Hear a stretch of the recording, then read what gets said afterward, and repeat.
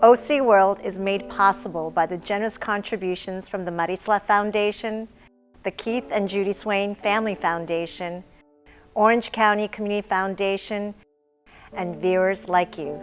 Thank you.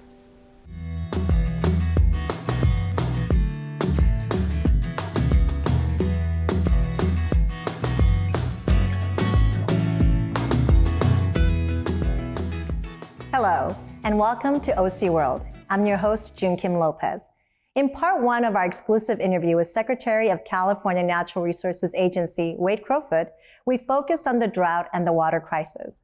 We talked about the impact of climate change, antiquated mindset, and strategies that have brought our state to what many describe as a reckoning, and what actions are likely to take place to help us ensure safe and reliable water supply.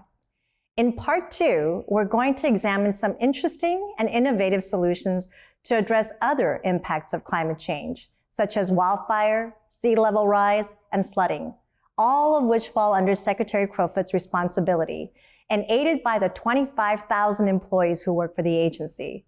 It's a big job that requires bold actions and urgent solutions. And as a top advisor to two governors, he'll share with us what they are and the consequences of non-action. Thank you again for joining us today. Great to be with you. So now we're going to get into climate change. And people have their opinions about climate change. But in your mind, how would you describe or explain to people what climate change means to the state? Well, clearly we are experiencing hotter temperatures across the state, really in every season. We're also experiencing greater weather extremes, whether it's intense winter storms or intense heat waves in the summer.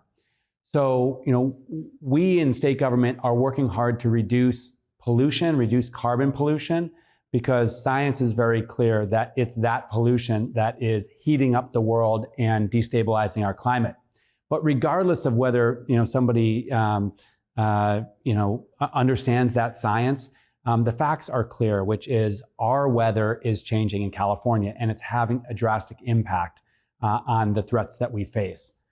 So I think it's important for people to understand that, and we are experiencing it really in ways that other parts of the world are not yet experiencing it. We talk about, in fact, Gavin Newsom talks about California is on the front lines of climate change. He says we're a postcard from the future for a lot of parts of our country and our world because we're experiencing these climate impacts right now. And I agree. However one may think about climate change, there's no denying that we have experienced in recent years historic wildfires, historic heat, the record drought-setting periods that we have. So when we have these kind of conditions, and in part one, you talked about how the science have projected these things to happen decades later, but it's happening now. And we talked about some of the way that the state is approaching in terms of dealing with the water crisis that has been sped up. But when you talk about the broader impacts of climate change, how is the state responding to that? Well, I would say we're responding in many ways, coordinated across agency and coordinated across these different threats. So we talk about 5 large climate-driven threats in California. We have drought and extreme heat, both of which we're experiencing this summer. We have wildfire. We have flooding, and on the coast, we have sea level rise and the impacts of sea level rise. And so each of these 5 threats requires different actions. In some cases, it's making sure that we're protecting people and nature right now. So this summer, we have over 10,000 CAL FIRE firefighters across the state protecting our communities from catastrophic wildfire. On drought, for example, we are trucking emergency water to communities that rely on very shallow groundwater wells that have run out of water. So there's some of that acute emergency response. Climate change is now, for some, a matter of life and death in our state. But importantly, as we respond to these emergencies, we also have to look down the road a little bit and understand how are we going to limit these threats? How are we going to limit these risks in years and decades to come? And that's driving unprecedented amount of state funding and investment in actions to, again, protect people and nature into the future from these impacts. If you were to give the state of California a grade, A through F, In terms of how you believe that we are prepared for the impacts of climate change, again, happening faster than expected, happening in a greater magnitude than we had anticipated, how are we doing as California in being able to stay resilient or even just to get through what we're experiencing? Yeah, well, I would first of all give California an A for its leadership combating climate change. So we're the fifth largest economy in the world, and in many ways, the world is looking to California for its leadership, transitioning away from fossil fuel use, from the pollution that actually created this challenge. So, I think we get an A on that. I think as it relates to building our resilience to these climate impacts, it's an incomplete grade because we're working in real time. I think I'm really proud of what we've been able to do in just the last few years to begin to reduce risks of catastrophic wildfire, to update our water systems, as we've already talked about, to help communities navigate these heat waves. But a lot of work remains ahead as climate accelerates and as these threats worsen. There was something that you said in one of your talks I thought was interesting, looking towards nature-based solutions. For example, you said, let the rivers roam. You've talked about in the forest, managing wildfire, how we've had this fire suppression mindset for so long that we've sort of strayed from some of the indigenous practices. Can you talk a little bit about this nature-based solutions and what it means for us to deal with climate change? Yeah, I'm really excited about this. And really across the world, governments are realizing that nature can help us combat climate change. Essentially, we're working now to ensure that we're helping nature help us. Now, what do I mean by that? In California, we've focused a lot on technology development, renewable energy, zero emission vehicles, decarbonized buildings, and that's important. But our lands, our waters are actually an ally in the fight against climate change. Our soils, our plants absorb a lot of carbon, remove it from the atmosphere and store it. And that's part of the carbon cycle. And that's really important to stabilize carbon across our planet. So the more that we can actually build up the health of our soils and conserve areas across the state, the more carbon we remove from the atmosphere, which is really important. And those natural places are also really important buffers for climate impacts. And so these nature-based solutions are investments that we're making to actually restore nature in ways that allow us to continue to combat climate change and buffer us from these impacts. And it's really exciting because what's remarkable is just how resilient nature is. And when you, for example, restore a seasonal floodplain by allowing that river to roam safely, the environment responds remarkably. You protect downriver communities from flood threats because there's less pressure on the river. You spread out water to allow for imperiled salmon to thrive and spawn and rear on that land, and then you recharge groundwater basins. So these nature-based solutions are incredible multi-benefit solutions that we're seeing work remarkably across the state, and now we just need to do more of it. The idea of restoring nature once we have a developed society, I don't think people really understand. Does that mean we're taking developments out and we're bringing nature back? But what does that do to economy? What is that to the viability of a community? Because you can't really turn back the hands of time once you've gone forward and developed. So how do you answer that? Which is, how do we turn back the hands of time without affecting economy and quality of life and just the life as we know it? Well, I would say this, you're interviewing me in the Natural Resources headquarters, and we have a quote downstairs that from a famous California poet named Gary Snyder that says, "Nature is not a place that you visit, nature is home." Meaning, nature is our communities across Orange County. Nature is your local county park. Nature is obviously also wilderness areas. And so in California, we already have almost a quarter of our lands are conserved or protected as parks or open space or wilderness areas. And so it's not about, failing to continue to grow. It's not about, living our urbanized lives, but it is about ensuring that our cities are actually places that are healthy with tree canopy and birds that can live. And, because that's part of the quality of life we love in California. And also we have that open space and those areas conserved. we're doing something remarkable, we think, in California, and that is we're part of a global movement to conserve 30% of the earth by 2030.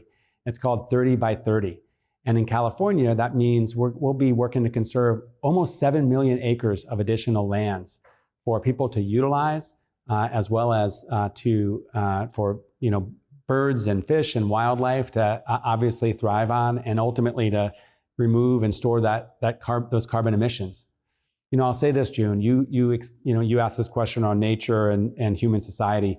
One of our tribal partners corrected me when I was talking about the difference between sort of natural lands and working lands, like farms and ranches. And he said, Wade, it's all natural and it's all working, and people have always been at the center of nature.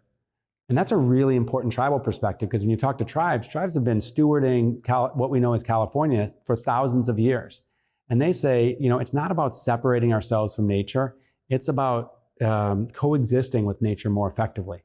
So that's what I like to think about. It's like, yes, we can be a state of 40 million people, one of the most advanced technologically in the world, and we can have this nature within our communities, around our communities, that helps make California what we love. Would you say everyone buys into that? No, of course not. I mean, part of, we're a big, diverse state. And so, of course, not everybody does. But I can tell you this, parks are not a partisan issue. Things like hiking, outdoor recreation, whether you're a camper or a hunter or an angler, I mean, these are things that Californians across the political spectrum, no matter where you live in the state, love.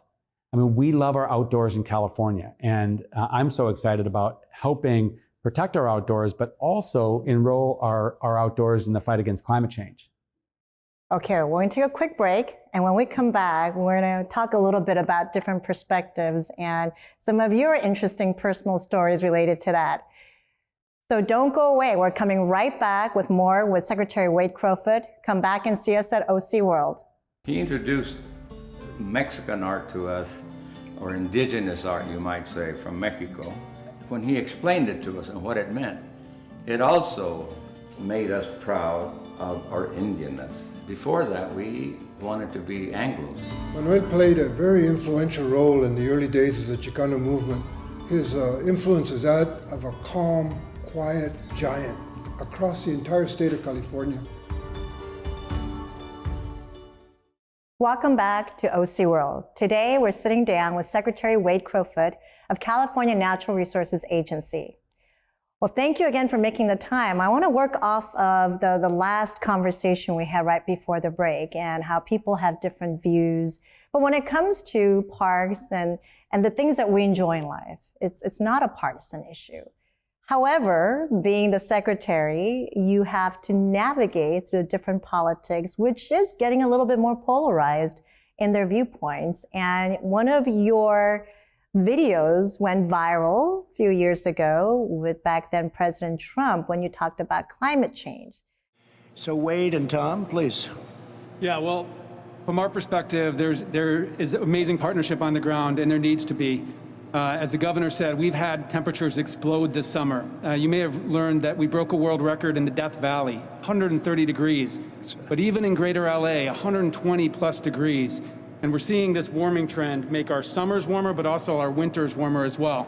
So I think one area of mutual agreement and priority is vegetation management.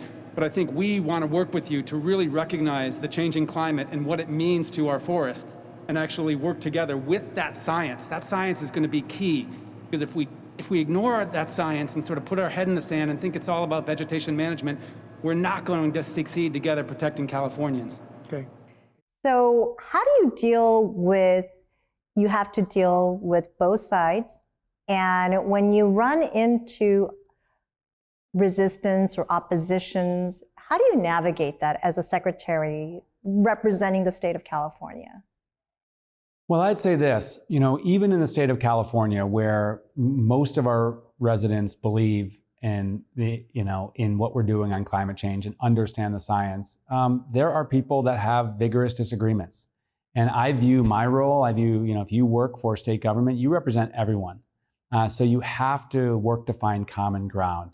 So a lot of what I do, or try to do anyways, is as I'm, explaining issues, I really try to relate to the challenges and and what people love in their own lives.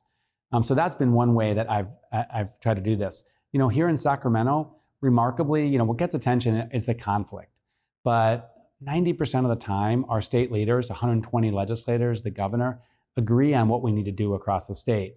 And it's why they've come together to support over $35 billion of investment to both combat climate change, reduce pollution, but then also to protect our people and natural places from these climate impacts. So I'm proud of that. But it's, we need to continue to do that work, particularly in a very polarized environment. So you talked about some of the initiative, 30 by 30. You've talked about the availability of funding. What about laws? There are some legislation that are out there, several of them. Which one are you tracking the most closely and seeing as a critical legislation that's going to advance California in addressing climate change? That's a great question. As I mentioned, we have 80 state assembly members and 40 state senators, and they all author legislation. So in a given legislative session, like the one we're in right now, there will be thousands of bills moving through the process, and ultimately upwards of 1,000 new laws put in place each year in California. And so our agency has to track, a few hundred of those that are impacting the work that we do. I'll say that the most important policy that gets passed in California and in Sacramento is the state's budget. California's economic growth has been pretty incredible. Even as we've reduced carbon pollution, we've expanded GDP, gross domestic product within our state, at a rate that exceeds the national average. And as a result, we've had significant funding to invest. So I'll tell you what I'm most focused on, both right now and generally, is how we're investing those resources.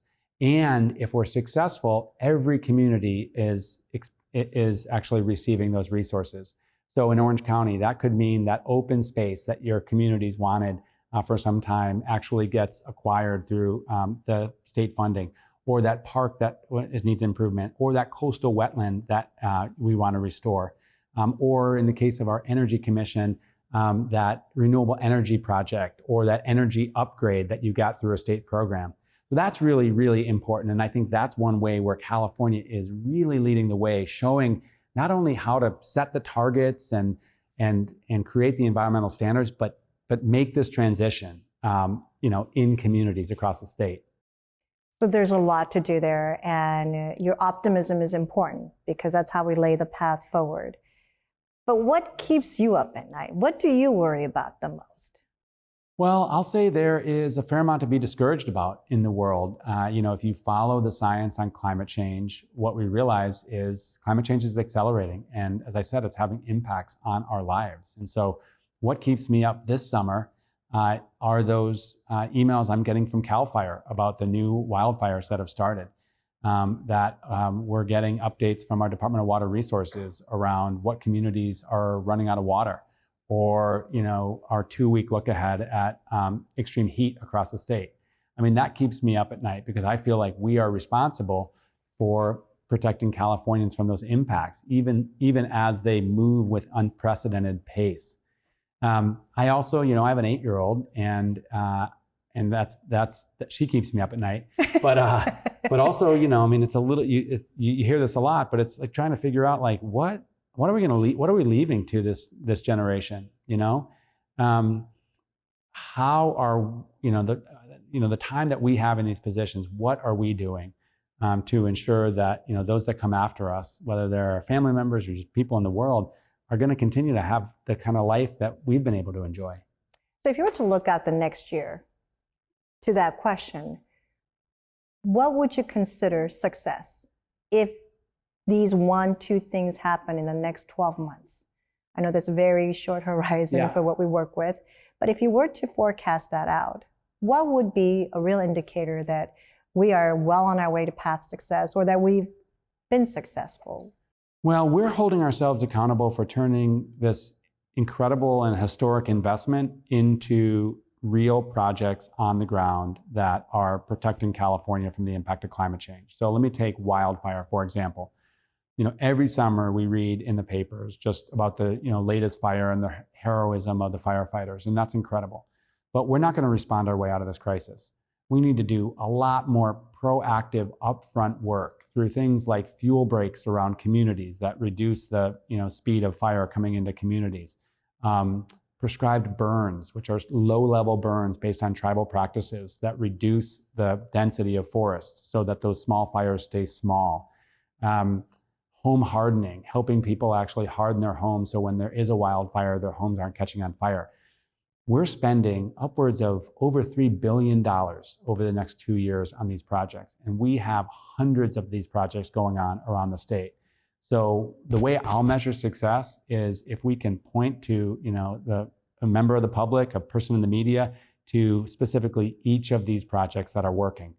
And what's gratifying is we're seeing these projects protect communities. We're seeing these projects keep wildfires relatively small. So that's in wildfire, but we have the same on drought, on flooding, on extreme heat, even sea level rise. This is like concrete work happening in and around communities that people can see. It's ultimately going to protect them. So do you talk to your daughter about climate change and your job? Well, my daughter asks about my job from time to time. She knows I work for governor. She knows Gavin Newsom when she sees him. And she knows I'm working on the environment. She's like every 8-year-old is really into animals. So I break it down in that, a lot of our work is to actually protect animals as well. And actually 8-year-olds are surprisingly knowledgeable on climate change. You hear this a lot, but they absorb this. I mean, they listen a lot. But at the same time, I try, you also want to shield your young kid a little bit from some of the stark challenges. So I think she knows there are some serious problems, but she knows we're also working hard to address them. Well, the question you asked earlier, what are we doing for the next generation, our children? If we're to flip that question and say, what is the next generation? What can they do for us, for our environment, for our economy, our way of life, our future? What can they do? What are some of the things that you're working on that speaks to that? Well, I think one is kids, young people talk with moral clarity because frankly, they have no responsibility for the state of affairs that we're in and the challenges that we face. And so I think part of the youth climate movement that's been so resonant, and you think about Greta Thunberg and are these kids saying, adults, you're failing us. You need to move more quickly. And so I think that's been really quite helpful. I attend a lot of these international meetings of governments and where these young people are calling governments out for not moving quickly. So I think there's a role. Young people need to exercise their voice, and they are. And in fact, we had a young woman from Orange County who had organized a group at her school, and they were doing some stuff at their school, but they were also advocating to the local city council to actually adopt policy to make their communities more sustainable. So I think that's that they can do that. Kids are also great educators of adults. A lot of the recycling and composting that we're doing across the state, as it turns out, is happening because kids learn about that at school, and then they come home and they educate, and in some cases shame their parents to do that. So I think it's, kids as advocates, kids as educators, and then ultimately, I always talk about just what an incredible opportunity it is to make change in the world by getting involved in these environmental fields. So if all these things that you talk about that can help us survive and sustain ourselves through climate change, if these things don't happen, assuming that for a second, what are the consequences? What will we experience? Well, I think first of all, it's not binary. It's not like, human beings survive in 100 years or don't survive. I think, human species is resilient, right? So communities will continue to exist. I think the question is, what's the world that we live in? I believe firmly that, the world will ultimately address, climate change in a worldwide effort. But the challenge is, when do we do it? And do we do it so late that the impacts that we're experiencing fundamentally erode the lives that our, kids and grandkids and their kids can lead? Or do we do it now and soon, such that it's going to be a different world. We're going to have to adapt. There are going to be, greater threats, but that we can still, thrive in California and beyond. So from my perspective, that's the urgency of now. Martin Luther King talked about the fierce urgency of now, and that's what we're feeling. I mean, we work for a governor who understands this and is driving us every day to move more quickly. And I'm proud of the progress that we're making, but we're in a race against climate change, and climate change is on the march. So that's really what to look at is like, can California lead the world moving quickly enough to transition our economy to a clean economy while protecting our people and nature? And I think that's the ongoing challenge. Well, time absolutely goes by fast in talking with you, and it's been so insightful and interesting to have you here with us today, and certainly appreciate the work that you're doing with the 25,000 employees, all the different agencies, working with the administration, working with all the legislators. It's a very, very big, tough job, and that's why you have it. Because I know this isn't just work for you, but it's a passion. So we thank you for your service. We thank you for your time. Yeah, and just thanks for the opportunity to talk to you, and so appreciate what you're doing personally, but also Orange County's communities are doing. I mean, models in so many ways, which could be a subject for another conversation. Absolutely, would love that. Well, thank you again. And thank you for joining OC World. This was a great two-part exclusive with Secretary Wade Crowfoot of California Natural Resources Agency. Whether you support climate change and the science behind it or not, the reality around us is clear. It's not about what caused it, but it's about what we're experiencing, what we're living. We are seeing historic wildfires, droughts, conditions that are undeniably exacerbating our situation, our environment, our economy, our way of life. And the question isn't so much about what you believe, but it's a question about what you're willing to do. And that's why information and insights are so important, because it allows us to choose, or not, what we're going to do. And not only have that for ourselves, but to share it with others around us, particularly the next generation of leaders. So with that, as always, thank you for joining us. We know your time is precious. We always invite you to join us again every Monday at 5 o'clock. And until then, stay safe and be well.